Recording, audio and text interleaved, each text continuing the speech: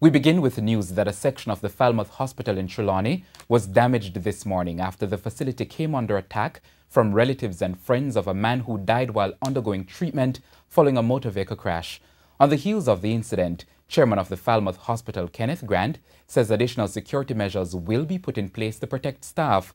TVJ's Shamela Mitchell has more. This glass door to the accident and emergency department was shattered by bottles and stones thrown by the irate friends of 34-year-old Dwayne Faulkner, who died following a motor vehicle crash.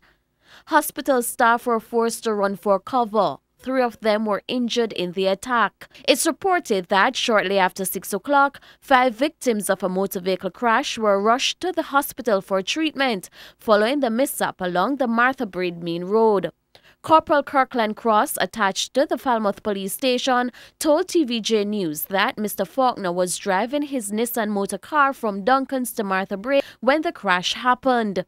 Reaching a certain section of the North Coast Highway in the vicinity of the overpass, Mr. Faulkner entered onto the slip road that takes you off the highway and crashed into a palm tree. Mr. Faulkner died while undergoing treatment. His relatives and friends say his death could have been prevented if he was treated faster. It's why they decided to take matters into their own hands. Chairman of the Falmouth Hospital, Kenneth Grant, says while he sympathizes with the relatives of the deceased, he condemns the attack. The damage, as you can see, to the A&E area, and 3 members of staff were injured in the melee.